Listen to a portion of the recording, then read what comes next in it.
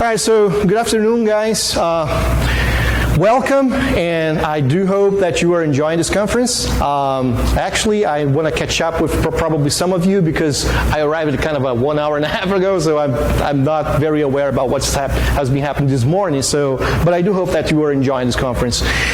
My name is Ricardo Ferreira. Don't matter about remember the last name because I'm from Brazil, so spelling Ferreira for American people is kind of hard. So just Ricardo is fine, right? This presentation is going to be about some tips and tricks regarding Apache Kafka specifically. That's the main theme of this presentation, but primarily focus on Apache Kafka in the cloud, all right? And all the challenges that you would face if you bring this piece of technology from on-prem and start running it in the cloud, all right? So far, so good. Before we begin, just a short announcement. Not sure if you are aware of this, but we have this Kafka Summit, which is the worldwide conference for Apache Kafka that happens annually. Probably we've had 3 editions this year. The next one is going to be on San Francisco. If you are planning to be there, or if you are planning to go to this conference, please use this promo code right here for this discount. That is always good, right? That said, I'm going to make this presentation available later, so you don't need to write it down right now. So you're good. As I said, my name is Ricardo. My primarily objective at Confluent, which is this company right here. How many of you have heard about Confluent? You know what Confluent is in a high level? For those of you that doesn't know what Confluent is, do you know what Apache Kafka is? Yeah. I'm pretty sure that if you came to the session, you were interested in Apache Kafka, right? So Confluent is a company founded by the original creators of Kafka. So the guys that working on Kafka left LinkedIn, they founded Confluent, and Confluent is the company behind Kafka, basically, right? So we are, it's not only us, of course, we have a lot of contributions from the community, but I would say that 85% of our commits come from Confluent. So we are kind of driving the technology in an open source community, right? So my role at company is being a developer advocate, so I keep going to conferences and keep talking about Kafka and what Kafka can do. Tomorrow, specifically, I will be presenting another session that's going to be more focused on what Kafka can do, more than, all right, I know Kafka and I want to know how it behaves in the cloud, which is the presentation from today. All right, so tomorrow, we're going to have another one, and if you're interested and you are a new user for Kafka, I think that would be great for understand a little more about what Kafka can do. And I'm going to pose some interesting questions right now, which is, Kafka is not a queue. Kafka is not messaging. So that's what most people kind of got scared when they hear about. That is the purpose of this presentation tomorrow, all right? So bear with me. Working on Red Hat before, Oracle, lots of open source companies, and I'm going to actually co-present today. Not sure if you saw here, I have this Alexa device, which I should call her she, because I asked her once and she told me that she's a female in character, so I have to use the word she. She's going to help me to produce some events during one of the demos that I'm going to build it. So I'm going to send the events from her, and then we're going to see how that works in the cloud and Kafka, and specifically on AWS, which is what I'm using for this demo. All right? Cool. The first tip I would like to discuss with you is, not sure how many of you have worked or are working already with cloud in general, not specific with Kafka, right? Forget about Kafka for a moment. But if you think about it, most of we're thinking about cloud in general is the ability for provisioning resources and compute automatically, right? So instead of, you know which is, guys, by the way, for those of you fan of the Avengers or Thor Ragnarok, you know his name? The Thing. No, this is Fantastic Four, man. His name is Korg. That's one of the coolest guy on the Marvel universe. I'm not sure if you remember him from the Thor Ragnarok and the latest Avengers movie. He's a very easygoing guy, like coolest guy on earth. So back to the presentation. We have this concept of managed services, right? Which aims to kind of give a little bit of a high-level abstraction on top of compute resources automatically. I mean, if you go to any infrastructure as a service provider, you can quickly spin up compute, storage, and network, right? Without actually having to install, patch, and configure. That's the beauty of cloud, right? But when you were dealing with some technologies like databases, for example, right? You still have to, after you provision the compute, you have to install a database, you have to patch the database, you have to fine-tune the database, and more importantly, you have to make sure that the database is going to work seamlessly across multiple availability zones, which, believe it or not, is a very tough challenge, no matter what the database is, right? Let's abstract this for a moment, right? The same applies to Kafka. For those of you that have tried to provision Kafka in the cloud, you know that Kafka intrinsically is a very complicated technology. How many of you have actually worked with Kafka? Probably, I don't know, 35% of the room. So for those of you that are actually working with Kafka, you know it's not a trivial technology. When you have Kafka, the cluster running somewhere, either in cloud or on-premise, as a developer's perspective, Kafka is very easy to use because the APIs are very well defined. The producer API, the consumer API, the streams API, the connect API, right? But the Kafka itself, the brokers, are very complicated, all right? And we do have some technologies these days like operators for Kubernetes to make the provisioning of Apache Kafka a little easier when you are trying to install any cloud provider. I think there is an open source project from Red Hat called Streamzio, or something like this. No, it's Streamzio. It's an operator that aims to make Apache Kafka deployment easier on top of OpenShift and Kubernetes. Well, anyway, the point I'm trying to make here is that provisioning the cluster into any runtime platform, either Kubernetes or Bare Metal or a cloud provider, it's a first step, all right? But for example, do you know how to size the disk for each broker when you want to spread out and scale out across multiple availability zones? It's a very complicated thing to do. I know this because I hang out with some SREs from Confluent. We have this service that I'm going to show in a moment. And when you start seeing the behind the scenes of how you manage Kafka in the cloud, you start thinking, yeah, installing is the easiest part, right? Yeah, because think about it. All right, you install it. It's right here. It's waiting for receive socket connections from your application. But what happened when you have to patch it? What happened when you have to scale out? What happened when you have to scale in back, right? So those are the actual complications that when you were in production, and you were the guy responsible for this, you do want to avoid this for the sake of minimizing the complexity. And that's where we have this concept in the cloud of managed service. So the first tip here is, along with very well-known managed services that we have out there, like NoSQL DynamoDB, very popular, right? Redis Cloud from Redis Lab. They have a cloud service for this. Google BigQuery, probably the most popular query database on earth that you use this as a serverless, right? Meaning you don't have to install, you don't have to patch, you don't have to even know that there are servers behind it, right? So the tip here is that there is a service called Confluent Cloud, which provides you Kafka as a serverless offering and multiple cloud providers, AWS, GCP, and very recently support for Azure. It pronounced Azure or Azure? What's the proper way to pronounce that? Azure, whatever, it doesn't matter.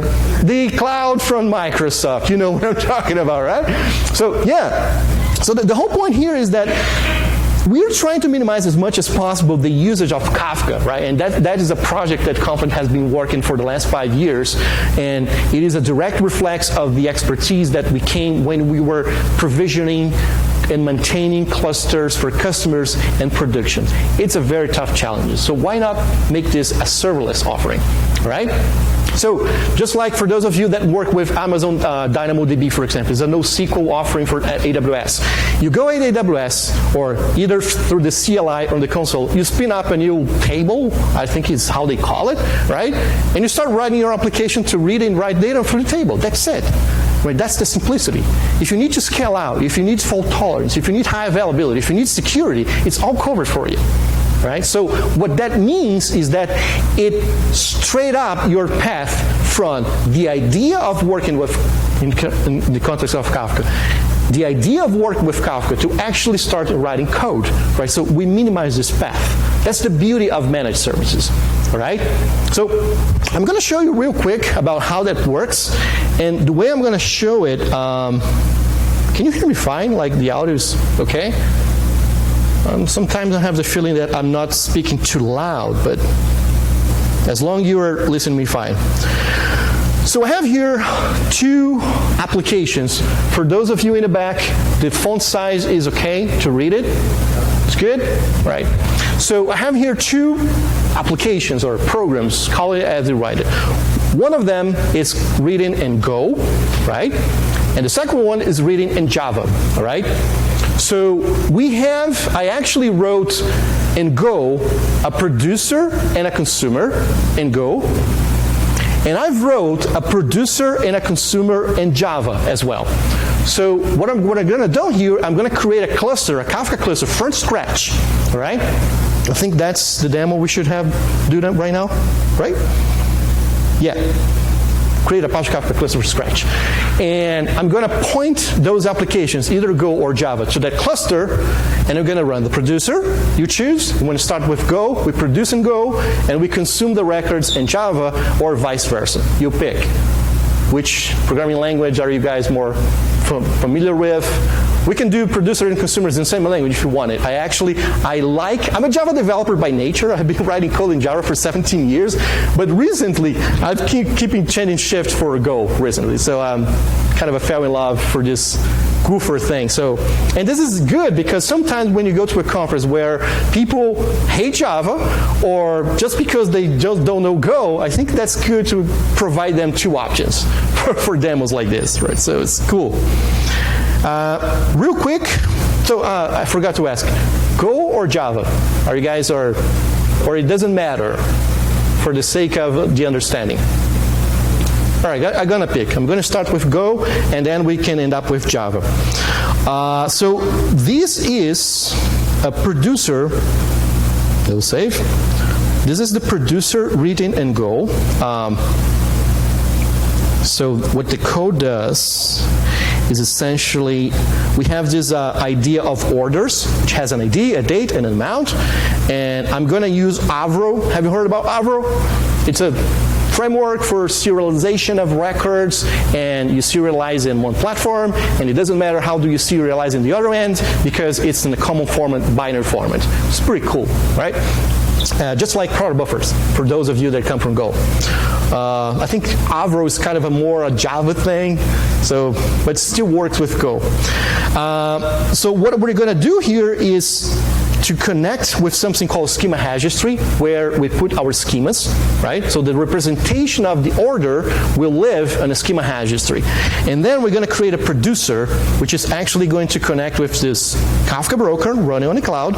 And then we are going to actually keep producing orders every 1 second and send those orders into a Kafka topic into a specific partition, right? That's what basically this producer does. For the consumer perspective, and I'm going to show you the Java version of this. Java, let me create some space here. Java, native consumer. For those of you that like Spring, I have a Spring consumer as well, you can pick. So basically what this Java program does is essentially what the producer does, but the inverse. So we're going to set some properties, right, to connect with this Kafka cluster. As the producer does, we're going to bring all the information from where the broker lives and the authentication part from this cloud properties file, right? And then we're going to start subscribing to that topic. See here? We're going to subscribe to that topic orders, and we are going to continuously pull records from that topic and print the context out.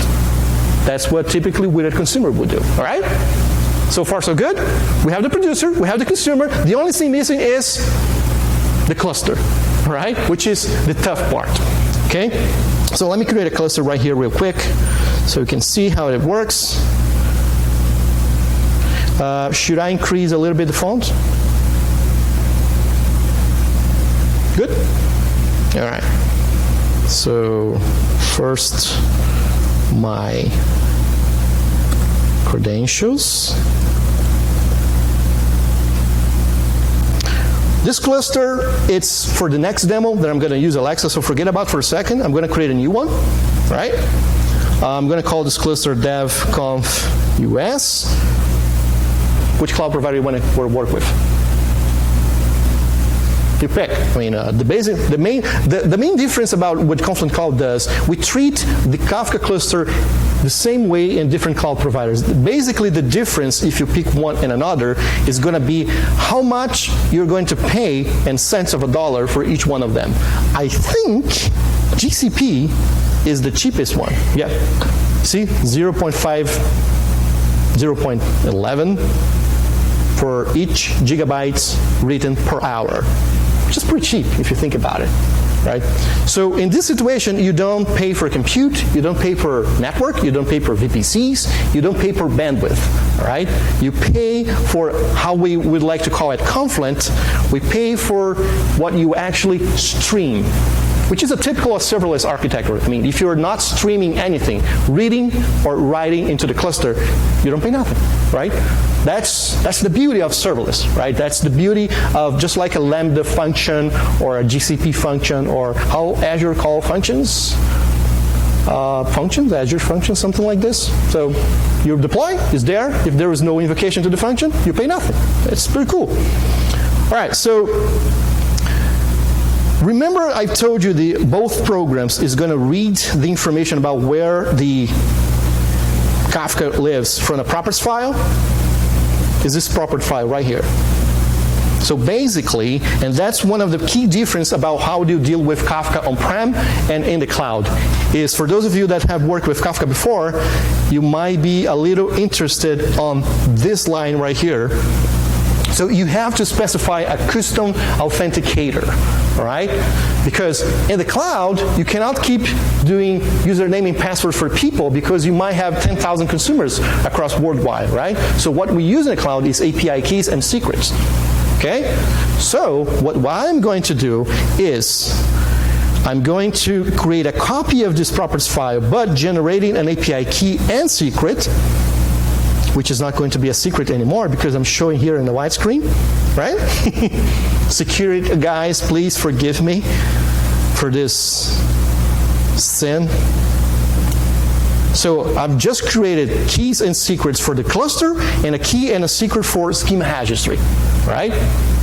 I'm going to copy this and replace with this version with one small change here, which is I'm not going to serialize the key.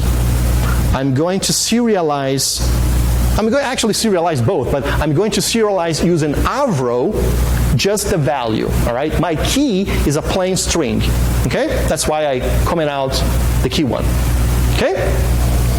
All right, let's test this theory to see if it works. Probably we should have, since it's a new cluster, there is no topics, right?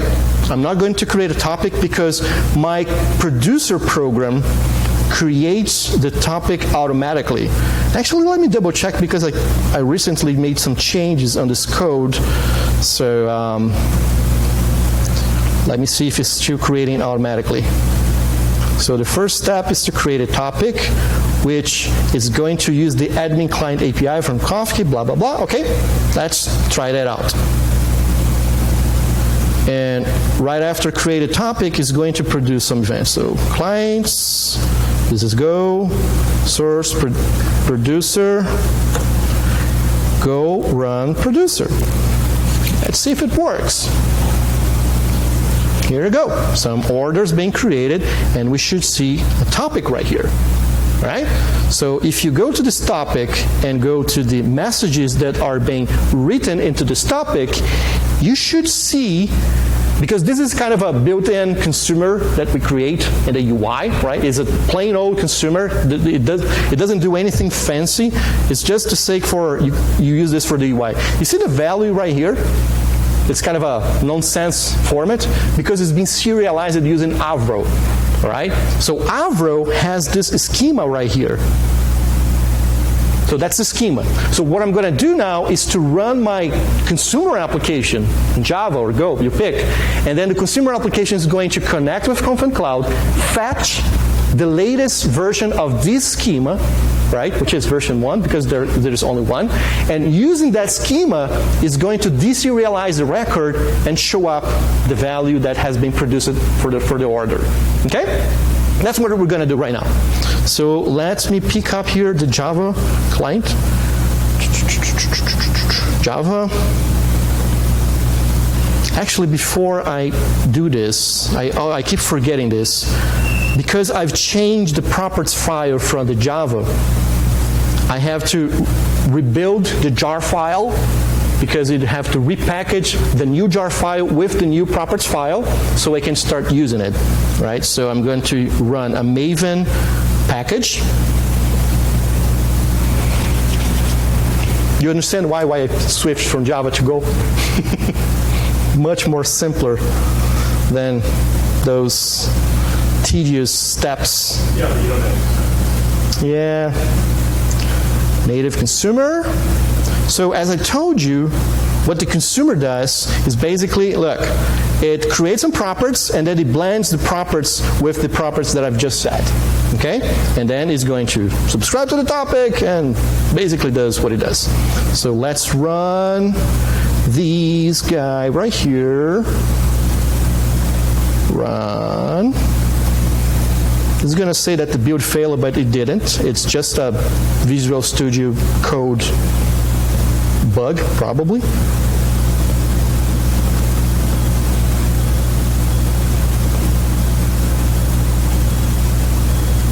Come down. Did I run the Maven build? I did, right? Let me run again, just for the sake of I'm doing the right thing. All right? Run. Debug. I think I haven't actually created the build and the packaging for some reason. But anyway, here we go. So what you are actually looking at, those are the orders that are being produced by the Go program, right? And what this consumer written in Java is doing, as I said, the first step, go to Confluent Cloud, fetch the latest schema, latest version of the schema, bring locally, and using that schema is going to subscribe to the topic, and for each record that keeps coming in, is going to use the schema for deserializing purposes, all right? So that's the actual raw value that has been produced by the Go program, okay?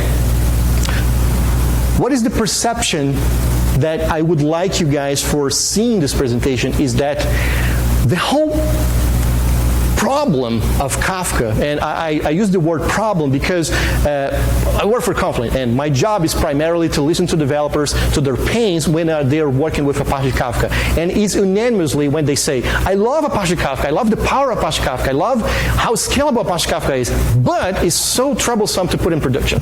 All right? So managed services are the answer for this. Okay? All right? So far, so good? So I'm going to stop this right now. Actually, let me do something real fun here. This is the consumer, right? Look, if you go to the consumers, this is the consumer group that has been created for that. You're going to see that roughly, because it's a 1 second creation of the orders, we're going to see that we are always 1 message or 0 messages behind, right? But look what happens if I stop this consumer. This is a consumer, yeah. If I go back, what that means. What that means to you right here. Orders are being queued up and not being processed, which means that the downstream layer of your architecture, which is the consumer, is malfunctioning, right?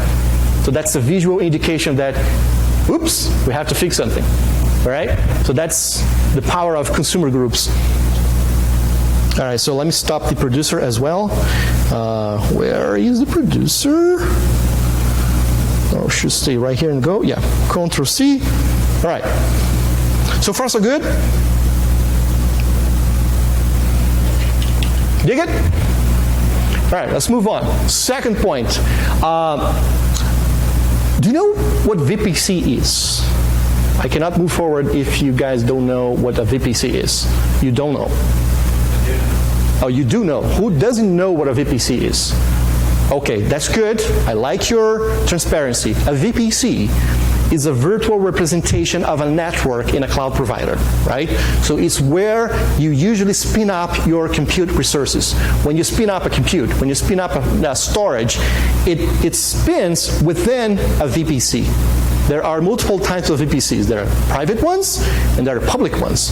But the main characteristics of VPCs is that it's up to the cloud provider and ultimately you specify which IP addresses are going to be made available for that VPC. We call this defining the CIDR blocks. Okay? So I'm going to use a CIDR block of ranges of blah, blah, blah, 10.0.0. And I'm going to have 256 IP addresses with that range. You specify that to the VPC, and any compute resources that you spin up there is going to use one of those IP addresses. That's basically what a VPC is a way to define your network. All right? Quick question. If you spin up two compute instances within the same VPC, they are going to communicate? Conceptually, yes, right? But you still have to do some tweaks about specify the firewalls, the security groups, and ensure that the ports are not going to be blocked. But what really matters here, and that's what we call the problem with VPCs and Apache Kafka clusters, is that most people kind of use Apache Kafka just like I did here right now. What I just hear right now is excellent for demonstration and development POC purposes, which is having an Apache Kafka cluster running in the cloud. We chose GCP, I think, right? Yeah, I think with GCP. And then from anywhere in the world, we could point to that cluster and start working, right? But in production environments, you cannot have a Apache Kafka cluster publicly available, right? Thinking about databases, would you make a production database available outside of your organization? No, that's insane, right? Same goes to Apache Kafka, right? So what you want to do is to isolate your Apache Kafka cluster in its own VPC. It's confined, it's restricted, no one has access. There's no possible way, even for you to ping or telnet or do something, SSH, into that VPC if you were outside the VPC, right?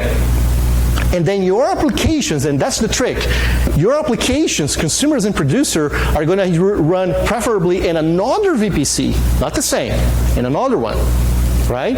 And you're going to do a process called peering, right? Peering is when you connect one or multiple VPCs so they can communicate, still preserving the security characteristics, which is there is no possible way for this application read the guts of this cluster because it runs in a different VPC, right? When you do this, you have to make sure you open up a lot of firewall ports, protocols. You can specify things like, all right, so any TCP connection coming from this specific CIDR block will only have access to this port range. Just like we do for databases, for example. I think the port for Oracle is 1521, right? 1521 for unprotected, 1522 for SSL, something like this, I forgot. But anyway, the point is you would have to specify which ports are open and accessible from your external and peered VPCs, right? That's the same works for Apache Kafka. It doesn't work out of the box, right? So that's what people kind of spend months trying to figure out why it's not working. That's because of the firewall rules, okay? And more importantly, because you are using different VPCs. Okay? Cool? And another thing about VPCs is that usually, probably I would say that 50% of people that we interact with at Confluent, they're making this move right here. which is they have a bunch of Kafka cluster running on-prem. When I say on-prem, it's not necessarily on-prem, right? Probably in some data center running somewhere. It might be a hosted Apache Kafka cluster. It's not in the cloud. That's the point, right? So they're running on this on-prem data center, and they would like to migrate for the public cloud or for a specific cloud provider. So there's two technologies that you can use, right? And they're very easy to use. They're kind of a very handy for doing this migration stuff. One of them is called Mirror Maker, all right? If you download Apache Kafka right now, Mirror Maker is going to be in your /bin folder of your Apache Kafka cluster, the Apache Kafka distribution, right? It's very easy to use. Or Confluent Replicator, which is basically another version of a Mirror Maker, but with the difference that it automatically recreates in the destination all the topics before starting moving data around, all right? So the beauty of this architecture is that of course, and this has to do with VPCs because this is going to be in its own VPC, and this is going to be probably a data center that you have to peer with this. All right? Sure.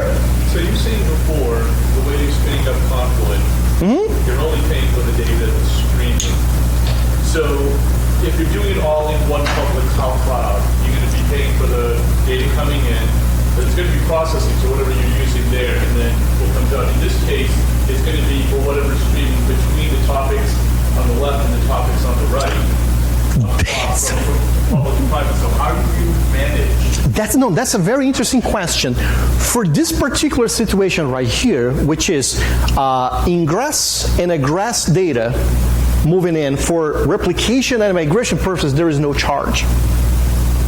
Yeah, because you are basically moving data from on-prem. Of course, this has to be from some VPC that you peer for that purpose. That's the only rule. So you pay when you move it into the VPC? Exactly. So you've already paid for it. There's no charge. So basically, yeah. So if you keep your data inside the VPC, it's only going to be charged when it's actively being processed. Processed by applications, not Confluent Replicator or Mirror Maker. Because current state, you have your producer and consumers pointing here, right? So when the migration finishes, you're going to repoint all your producer and consumers to here, and that's where the charging starts. So I know you're saying like migration, in the end of the day, is data being written, but that's not charted because it's migration, you know? Only it's charted when producers and consumers read and write data. And we know how to differentiate this and Confluent Cloud because of the protocol behind the scenes. It's pretty cool if you think about it. Cool? All right, so number 3, and that is probably the most interesting part of this presentation. Not sure if you remember that scene from Thor Ragnarok when Korg was asking, I always forgot his name. I know he's Korg, but he was asking what are those things that come out of his body, right? Which is very disgusting, right? So we're talking about distributed traces right here, basically, all right? So what is the purpose of observability for those of you that have been working with DevOps and SREs and things like this? Observability is the new monitoring, but with a very cool and developer-focused name, right? But it's monitoring at the end of the day. But it's not cool to call it monitoring anymore. But jokes aside, observability is the process of giving the perception from users that things are running well and you are all up and totally on control of things because you are collecting metrics, you are collecting logs, and more importantly, you are collecting distributed traces, right? So what is the purpose of collecting distributed traces right here? If you don't do this part, which is the distributed traces part, if you only have those Nagios dashboards with fancy charts saying that you have 30 transactions in the last hour or something like that, those are metrics, right? Metrics are good to tell you if something is doing good or bad. This is what metric does. When you actually need to troubleshoot something, where do you go? The troubleshooting part, the pain in the ass part. Where it happens, the pain in the ass part? When you start checking logs. That is going to help you solve the problems. So a good observability strategy can only be based on metrics. You have to collect logs. Without logs, you have no way to troubleshoot, right? But this is not enough. That's what this observability is all about. Because From this point where the user complains that the system is not working, to the point that you say, yeah, I fixed it, it's working, there's sometimes weeks, months. And the reason for this is because we are not in the 80s anymore. We're not in the 90s anymore. In the 90s, you have only one architecture comprised of 2 layers, the application and the database. There's only 2 ways can be possibly wrong that you have to investigate. But we are now living the era of microservices. Kubernetes, things that are distributed over a network by nature, all right? How can you possibly tell where is the bottleneck of an application like this, comprised of 25 microservices, using traces, right? That's what the traces is all about, right? Traces is the ability for the transaction flow through each one of those layers or pieces of your architecture, and each time it passes between one of those layers, it creates a trademark, right, or a watermark. And it keeps being stored throughout the whole flow of one single transaction. So if you have to investigate what went wrong with one transaction, you can specify the whole transaction in a dashboard, right? Let's see how this works, and then we'll come back for this, right? And that's where I'm going to use my friend Alexa. Let me open up some console here.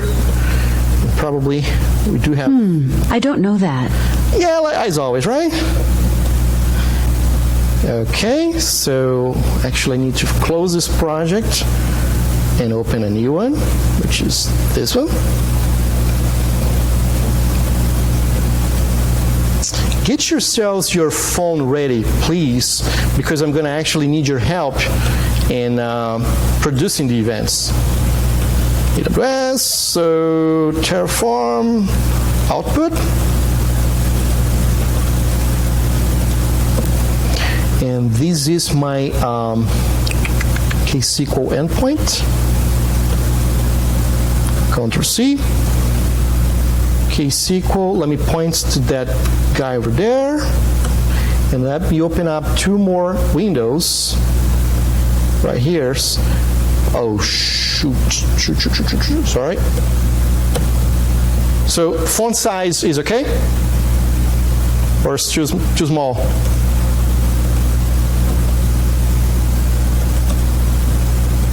Shoot, no. KSQL, the server. All right, so it's very easy to understand this demo, guys. Very, very easy. Author. Alexa, play Smoke in the Water. Smoke on the Water by Deep Purple from Ricardo's Spotify.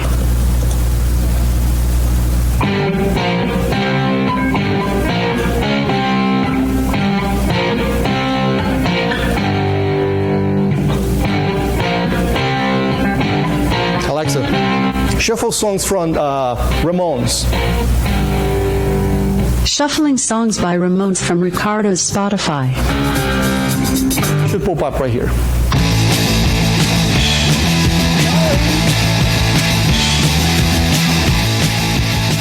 Here we go. Alexa, next one.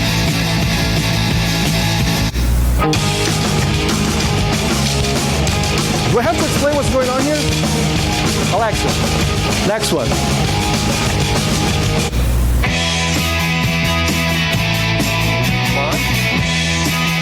Wi-Fi is kind of maybe too low, but Alexa, next one. A little kind of a delay. Whatever being streamed in my Spotify account, I'm streaming back into this Kafka platform, right? As a song. Like, Alexa, shuffle song from the 80s. Shuffling easy 80s from Spotify.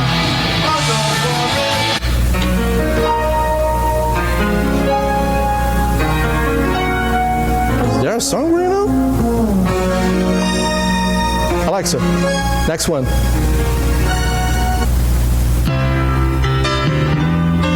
Now it's still not too loud. Well, you can see that the song is showing up in a Kafka topic, right? That's the point. So what I'm going to do is, Alexa, pause. What I'm going to do is to do a quick demo with you where you are going to try to guess what song I'm playing here. And your guess is going to be inputted through your mobile, which is going to call a REST API, which has this microservices ready in Spring. It's going to pull your guesses, and I'm going to do the whole string processing, right? Which is going to kind of read the results for whoever got it right into another Kafka topic. And I have Kafka Connect, which is an integration technology. Remember the Debian we were talking before? Kafka Connect is going to pull the results from here and write into a cache which is Redis. Okay? And then this transaction finishes here. So why? Because I can ask Alexa, tell me who is the winner. There are no winners at this time. Because the cache is empty, right? So what I just did is, this is me, right? I asked her, it invoked a Lambda function, which in turn queried this Redis cache. I created a custom Alexa skill for doing that, okay? So let's do this real quick, because we are literally running out of time. Grab your phones, scan this barcode. Use your, I think, at least on the iPhone, is you pull up the camera. It's probably going to suggest opening a browser, something like this, right? And I don't know how it works in Android, sorry.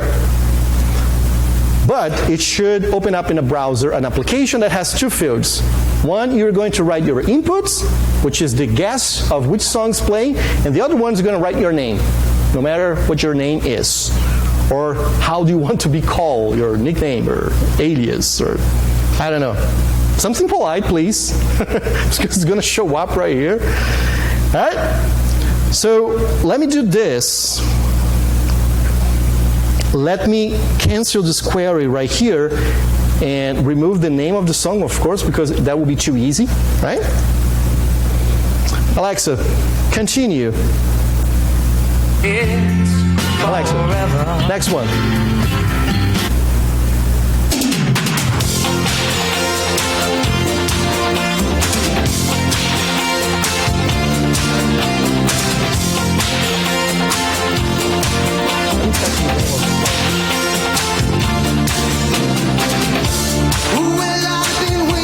Alexa, next one.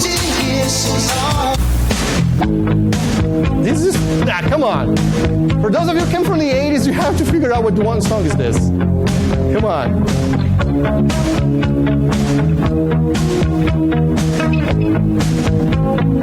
Alexa, next one. You and I in a little. Let me pick a easy one because we are running out of time.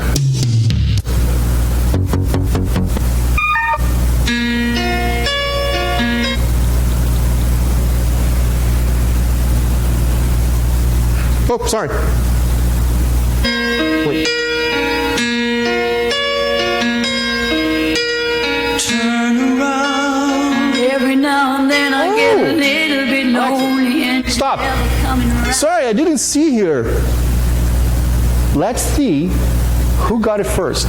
Alexa, tell me who got it right. The winner is Theo C. Congratulations. Theo C. Right, that's cool. That's you? You're probably an 80s fan, right? You just got it right. So see what just happened right here?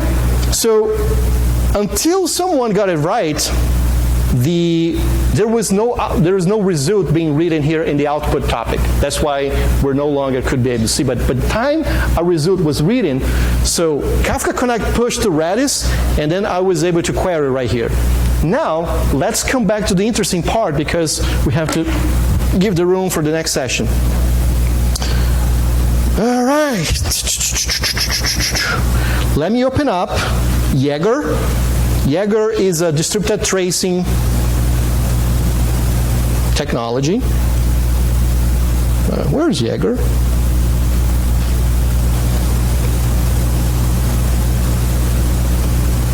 Oh, here we go.